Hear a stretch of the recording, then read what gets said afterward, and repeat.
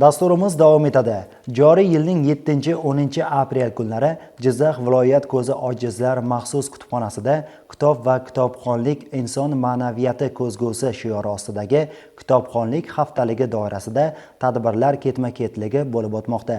Hozir shu haqda.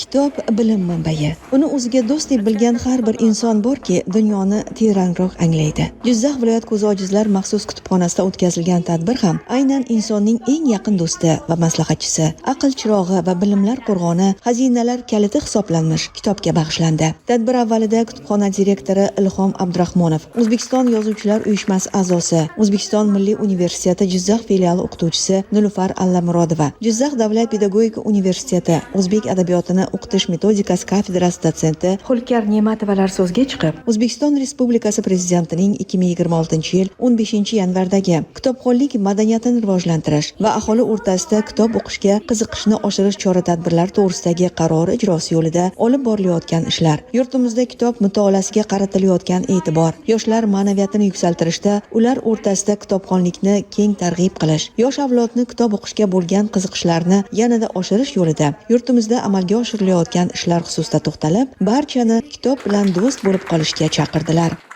Hozirgi kunda kitobxonalarimizga xizmat ko'rsatish rahbar xizmati keng yo'lga qo'yilgan bo'lib, bizning viloyatimizda 8 ta tumanda filiallarimiz mavjud bo'lib, 8 mingga yaqin kitobxonlarimiz bor.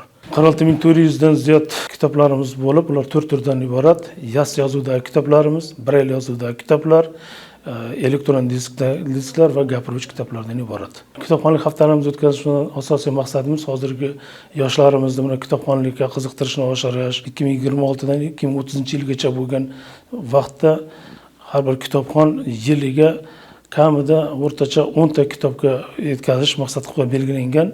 Bizdan shu qaror ijrosi yuzasidan kitobxonlik haftaligi doirasida yoshlarimizni ko'proq mana shu kitobxonlikka jalb etish maqsad qilib olingan.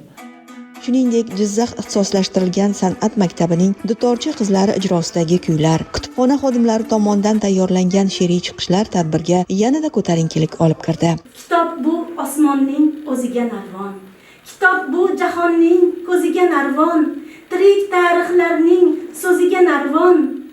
Kunday qulay desang, kitob kerakdir. Tunda talpinganga mahtob kerakdir.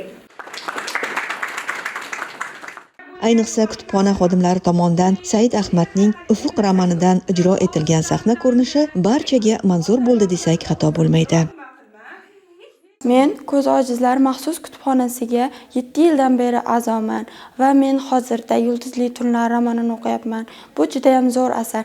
Men 7 yil davomida ko'plab asarlar, qissalar, romanlar, ertaklar hammasini o'qib kelyapman. Bu kutubxonada brail usuldagi kitoblar juda ham ko'p, bemalol olib foydalanishimiz mumkin. Hozirda kitob haftaligida qatnashayotganimdan juda ham xursandman va yoshlar mana shu kitob haftaligiga faol qatnashishlarini xohlayman. Darhaqiqat, dunyoni faqat ilm bilan zabt etish mumkinligi bugungi kunda hech kimga sir emas. Ilmni chuqur egallashning yo'li esa bitta, kitob o'qishdir. Zero kitob tafakkur chirog'idir.